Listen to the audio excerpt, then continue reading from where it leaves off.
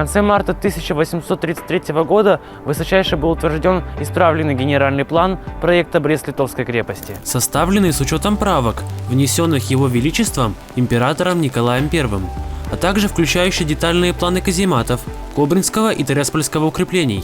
Летом, после официального открытия работ по строительству крепости, начата отсыпка крепостных верков, сооружений, способных самостоятельно вести оборону Кобринского, и 3 люнетов, оборонительных земляных валов Тираспольского укреплений.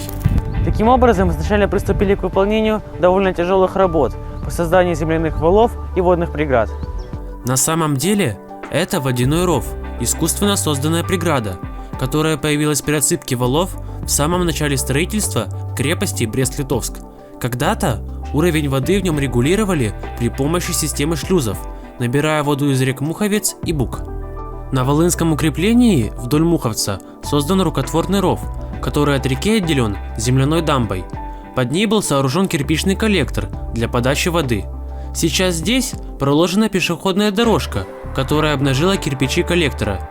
Через него регулировался уровень воды. Этот оголовок шахты предназначался для управления металлической задвижкой в коллекторе. Система регуляции воды сейчас нарушена, течения нет.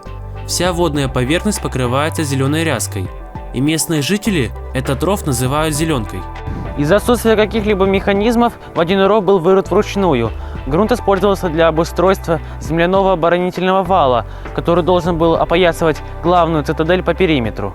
Его форма тщательно продумана до мелочей. Высота вала 10 метров, расположение под таким градусом, чтобы противнику не было возможности на него взобраться. Правда, активно использовалась конная тяга. Землю подвозили на специальных приспособленных телегах, ящиках-контейнерах вместимостью от 100 до 300 килограмм. Чтобы работа не останавливалась, формировались звенья по 3 человека. Один загружал ящик землей, второй увозил уже наполненный на телеге, а третий разгружал его в нужном месте. Для подъема заполненных ящиков-контейнеров на высоту применялись деревянные краны.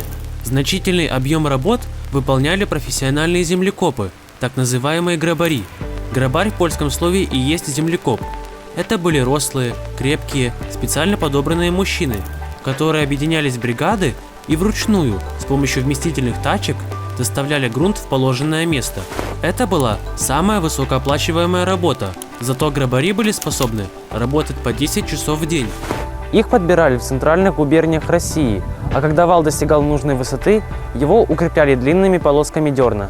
Вот как описывает земляные укрепления крепости писатель Сергей Смирнов в широко известной книге «Брестская крепость».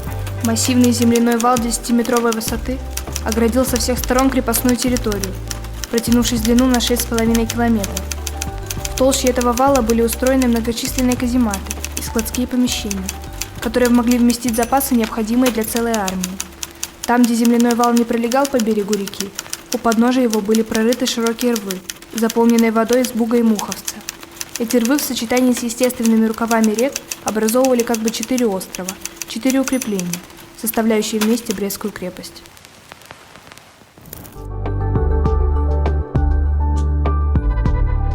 В следующую субботу вы узнаете, кто заложил первый камень в основании крепости Брест-Литовск, по какой цене покупали строительные материалы и почему император Николай I кирпичи Брестской цитадели назвал золотыми.